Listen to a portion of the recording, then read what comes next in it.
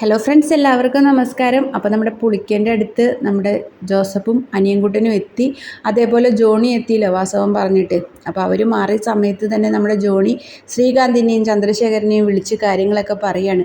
ഇവർ ഏർപ്പാടാക്കിയ ഗുണ്ടകൾ വന്ന് നമ്മുടെ പുളിക്കനെ ആ ഗോഡൗണിൽ നിന്ന് കടത്തിക്കൊണ്ട് വേറൊരു ഗോഡൗണിൽ കൊണ്ട് പാർപ്പിക്കുക കേട്ടോ. അപ്പോൾ പുളിക്കൻ ചോദിക്കുന്നുണ്ട്, എന്നെ നിങ്ങൾ എന്തിനാണ് രക്ഷിച്ചത് കൊണ്ടുവന്നത്, ആര് പറഞ്ഞിട്ടാണെന്നൊക്കെ ചോദിക്കുകയാണ് ആ ഗുണ്ടകളോട്. അപ്പോൾ ഗുണ്ടകൾ പറഞ്ഞ മറുപടി കേട്ട് നമ്മുടെ പുളിക്കൻ ഞെട്ടി പോവാണ് കേട്ടോ.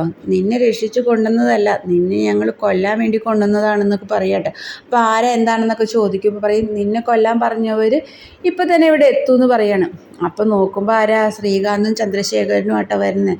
ശ്രീകാന്തിൻ്റെ കയ്യിലൊരു കത്തിയൊക്കെ ഉണ്ട്. ശ്രീകാന്ത് കുറേ കാര്യങ്ങളൊക്കെ സംസാരിച്ച് നമ്മുടെ പുളിക്കൻ്റെ നേരെ കത്തി പള്ളയ്ക്ക് കയറ്റൊക്കെ ചെയ്യുകയാണ് കേട്ടോ. അവിടെയാണെങ്കിൽ നമ്മുടെ വേദയ്ക്ക് ആകെ വിഷമത്തിലാണ്.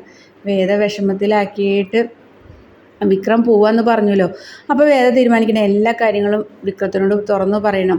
ഇതിൻ്റെ എല്ലാം പിന്നിൽ ശ്രീയേട്ടനാണെന്നുള്ള കാര്യം വിക്രത്തിൻ്റെ അടുത്ത് പറയണമെന്ന് വേദ ഇങ്ങനെ മനസ്സിൽ വിചാരിച്ച ഓരോ കാര്യങ്ങളിങ്ങനെ പറഞ്ഞു തുടങ്ങുകയാണ് കേട്ടോ.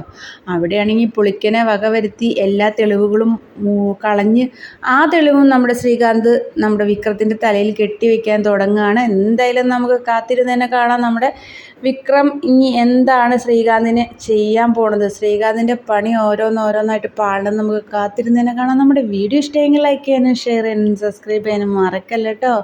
സബ്സ്ക്രൈബ് മറക്കല്ലേ.